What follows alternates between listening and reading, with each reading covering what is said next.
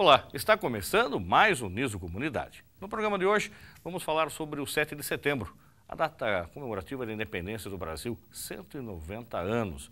Para isso, vamos conversar com o professor de História do Brasil, que é aqui da Uniso, professor doutor Rogério Lopes Pinheiro de Carvalho. Professor doutor Rogério Lopes, muito obrigado pela sua presença. É uma satisfação muito grande tê-lo aqui pela primeira vez no nosso programa.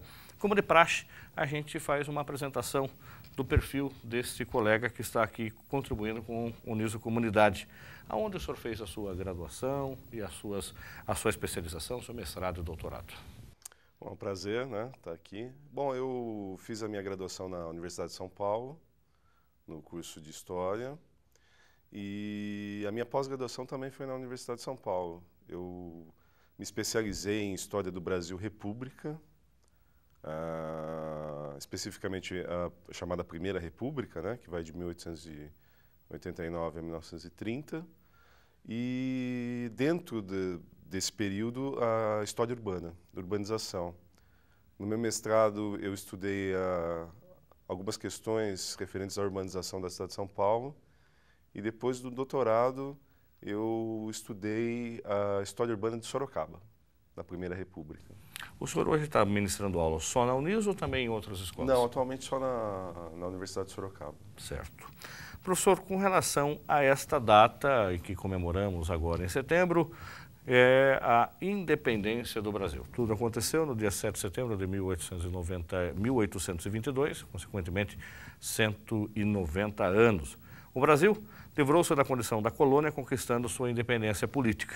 O movimento de independência foi o resultado de uma forte reação das camadas sociais mais abastadas às pretensões e tentativas das cortes de Lisboa de estabelecer o pacto colonial no Brasil. É isso mesmo? É dessa forma que a gente aprendeu lá no ensino fundamental, no ensino médio? Ou tem coisas que a gente muitas vezes só vai aprender na universidade depois de um trabalho de pesquisa como esse que o senhor faz? Não, em linhas gerais, esse é o resumo do processo histórico. Claro que na universidade a gente acaba aprofundando um pouco mais essas questões e tem toda uma discussão historiográfica, né? As pesquisas vão acontecendo, vão ocorrendo e às vezes se muda alguns aspectos, se passa a olhar o processo de uma outra perspectiva. Mas em linhas gerais essa é a interpretação clássica, né? De fato aconteceu o que a gente viu em muitos filmes, principalmente na nossa época, era clássico a TV Cultura passar o filme da Independência do Brasil. Tarcísio Meira, né? E aonde ele brandava em alto e bom som independência ou morte. Este fato, naquele dia, de fato aconteceu ali às margens do Ipiranga ou é uma ilustração do quadro que a gente teve? Aquilo é uma ilustração, né? Aquilo é uma construção histórica que vai ser sedimentada pelo quadro do Pedro Américo, né? Esse quadro vai ser produzido no finalzinho, já no crepúsculo da monarquia, 1888, quer dizer, romantizando um pouco aquela cena, não é? O que a gente tem no que diz respeito à documentação é que realmente, talvez a comitiva de Dom Pedro estivesse lá naquela região, às margens do rio Ipiranga, mas não com aquela cena toda heróica, né? Provavelmente ele estava montado num burro, né? Porque para ganhar aquelas distâncias, né? Ir do litoral ao Planalto, era tudo a lombo de burro, né? Porque cavalo não tinha essa resistência. E, claro, ele recebeu por parte da corte do Rio de Janeiro, né? Pela Princesa Leopoldina, as informações de que as cortes estavam querendo o retorno imediato dele, ou ele iria ser rebaixado, né? Ia perder a condição de príncipe regente, que ia, como você colocou no resumo, voltar ao pacto colonial. Essa era a grande questão para setores das elites brasileiras, inclusive latifundiários, agricultores. E aí resolve falar, não, se é assim, vamos romper os laços e proclamar a independência. Mas é claro que isso vai ser posteriormente romantizado, né? E aquele quadro é uma grande representação do que aconteceu efetivamente, na verdade, mas aquilo é totalmente romantizado, né? Agora, com relação à própria história do país, se a gente tem como referência que o Brasil foi descoberto em 1500 e a gente vem com a independência de Portugal em 1822, o que aconteceram ao longo desses 322 anos, né? 500, 600, 700, 800, 322 anos? Ficamos sob o domínio de Portugal, porém Portugal não teve nenhum interesse no primeiro momento em vir para essas terras.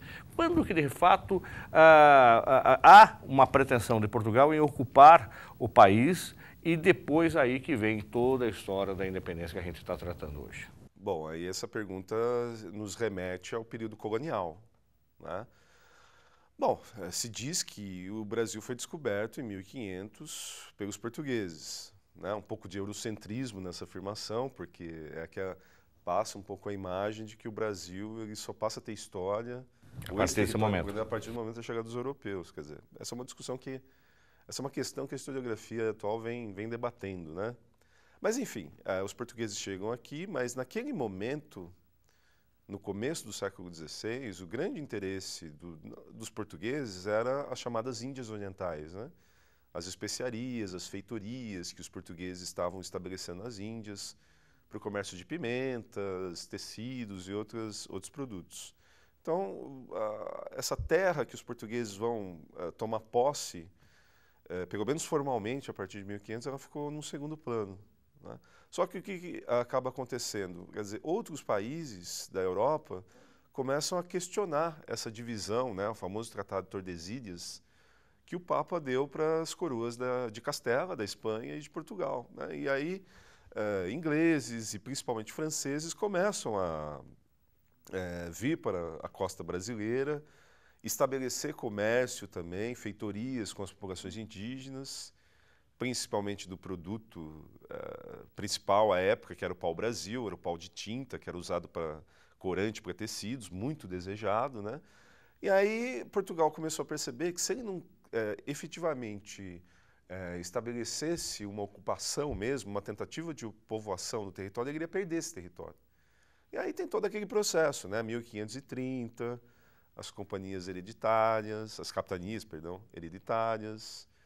Depois as capitanias hereditárias, a grande maioria delas não funciona a contento, né? Fracassam, alguns donatários nem chegam a vir para a América. Depois do estabelecimento do governo geral. E aí sim, né, efetivamente, Portugal começa, sim, um processo de colonização. Professor, mas no Nordeste não existe colonização holandesa? Eu estive lá e vi um grande forte que, segundo as informações para os turistas, ele era um forte de holandês, uma belíssima de uma estrutura. Não, os holandeses estiveram aqui, né? Estiveram, montaram um forte, quer dizer que em tese eles estão assumindo o domínio daquela área. Eles estiveram por bastante tempo no Brasil, principalmente no Nordeste. Ficaram um pouco tempo na Bahia, depois eles invadiram o Nordeste, açucareiro, né? É uma série de questões históricas, né? Quer dizer, o rei de Portugal ele acaba morrendo numa batalha no norte da África, o Dom Sebastião, né? E como era típico naquela época, que é uma reminiscência do período medieval, onde a nobreza ela estabelecia laços com todas as outras, muito em função de uma relação de suzerania e vassalagem no período medieval, no período feudal, e um acabava sendo parente do outro, né? E às vezes acontecia o que a gente chama de crise de sucessão, né? Então, um rei morre e não deixa herdeiros. Aí um outro rei fala assim, não, é meu parente, eu sou parente mais próximo, eu tenho... Mesmo sendo de outro país. Mesmo sendo de outro país, porque essa questão de país é uma questão da época moderna, certo? Antigamente era o quê? Território? Eram territórios, né, que eram dominados por certos nobres, não é verdade? Que vão dar origem posteriormente o que a gente chama hoje de países, né, de nações posteriormente, mas não tinha essa concepção à época.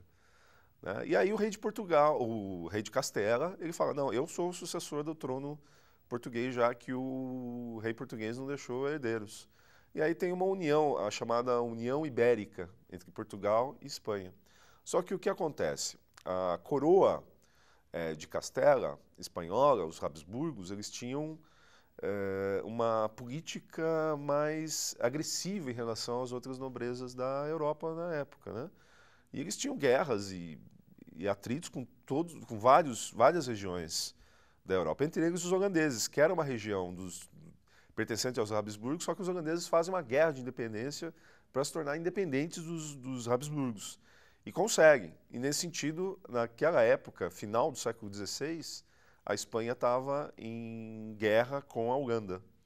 Uma vez que acontece a União Ibérica, a Holanda, que efetivamente transportava, comerciava o açúcar brasileiro produzido no Nordeste para a Europa, ele perde essas prerrogativas, né? Perde esse comércio.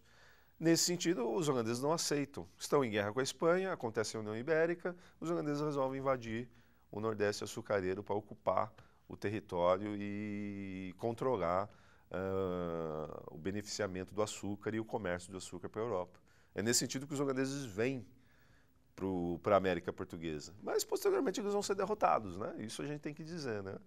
Os portugueses eles conseguem derrotar os franceses, primeiramente, e depois expulsar efetivamente os portugueses. Agora, então existia uma relação, pelo menos de boa convivência, a ponto de eles saberem o mapa, o caminho para chegar aqui, ou também fizeram uma expedição e descobriram a ponta do Brasil lá no Nordeste? Você está se referindo aos holandeses? É, os holandeses. Não, aí a gente está em outro contexto, né?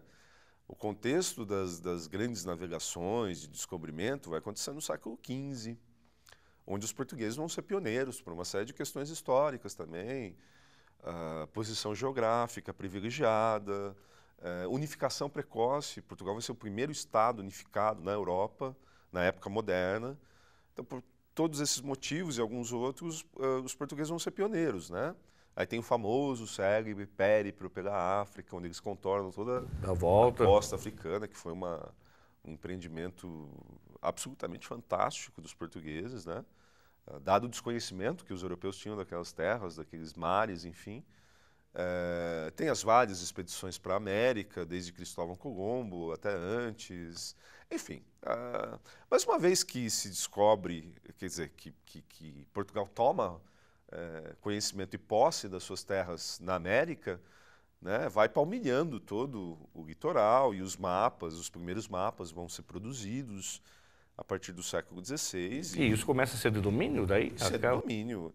E a partir do século XVII já era de conhecimento, já era relativamente conhecido, relativamente bem conhecido a costa brasileira. Então os holandeses eles não partiram para alguma coisa desconhecida, eles partiram para uma coisa que eles, pelo menos do ponto de vista geográfico, né? Falando do ponto de vista geográfico, eles conheciam muito bem. Então vamos voltar para Sesmarias. Aí, de repente, Portugal descobriu o Brasil, 1500, uma data de referência. Aí há a divisão do país pelas Sesmarias, enfim, aí, consequentemente, vem quando definitivamente as autoridades portuguesas instalam, implantam, constroem uma unidade física aqui e falam, isso é nosso agora e nós vamos assumir e vamos ficar. As autoridades portuguesas eles se veem na necessidade de colonizar e povoar o território, porque senão eles percebem que esse território estava sob perigo de cair em mãos de outros países. Né, seja franceses, sejam ingleses. Deixa eu até entrar num outro mérito, por questão curiosa. Se eu descobrir, é meu de direito? Como é que funcionava também aí? É meu, eu achei, é meu. A gente tem que pensar o seguinte, né, que tem uma questão da legitimação, né, da legitimação do território. Né? Então, o que acontece? A gente não pode perder de vista que no final do século XV, começo do século XVI, e até posteriormente, nos séculos posteriores, século XVII, século XVIII, tem uma discussão muito acalorada na historiografia sobre como eu vou definir esse período. Né? Se já é o nascimento do capitalismo ou se é uma permanência das relações feudais. Então, o que se colocava naquele período? Quer dizer, se estava estabelecendo uma relação jurídica que era uma relação assim, especificamente em Portugal e na Espanha, na Península Ibérica, mas não apenas. O Estado pertence ao rei. O rei que está no centro de um conjunto de nobres que naquele contexto eles vão se fortalecer para a expansão da fé católica. Né? Esse era o grande discurso ideológico né, a expansão da fé católica, porque a gente não pode perder de vista o processo histórico da Reconquista, que acontece na Península Ibérica desde a Idade Média. Reconquista no sentido que de retomar aquele território para os cristãos, né, e expulsando os muçulmanos que estavam lá, que ficaram lá um bom tempo e marcaram assim profundamente aquela sociedade, né? Então, as terras tomadas vão pertencer ao rei, às coroas. Então a gente está falando de um Estado patrimonialista, de um Estado patrimonialista. E quem detém o patrimônio? O rei. As terras pertencem ao rei. Então, né? Uma vez que era o rei... E é o rei que vai conceder essas terras, né? É o rei que vai conceder as sesmarias. Aí vai conceder, evidentemente, para setores da nobreza, setores que interessam, por algum motivo político ou motivo econômico, ao rei, né? Então, é esse o contexto da formação de Portugal, né? No século XIV, na Idade Média ainda, bem precocemente, no caso, Portugal, né?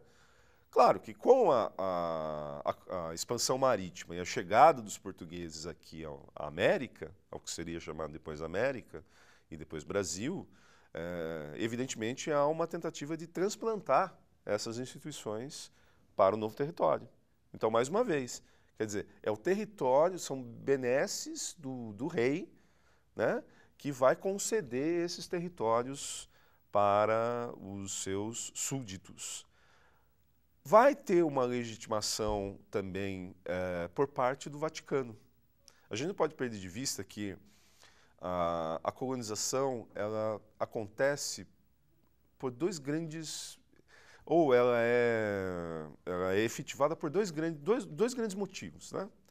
O primeiro motivo é o motivo mercantil, né, que tem a ver com a expansão da Europa desde o século X, desde o século XI, né? A Europa começa a se expandir, vai ter o bloqueio no Oriente dos turcos otomanos, que vão fechar esse comércio, mas em função dessa expansão comercial, vai surgir aqui o que a gente vai chamar de burguesia, e vai ter o desenvolvimento da navegação, e os portugueses os europeus e os portugueses, nesse contexto também, vão procurar rotas alternativas, etc., e nesse contexto chegam à América, né? Então, tudo isso movido por um interesse mercantil, um interesse de negócio, né? Então, eu vou para a América, o que me interessa na América? Produtos que não existem na Europa, especiarias, que eu posso comerciar na Europa e ter lucro, né? Gerar lucro para esse Estado recém-formado. Esse é um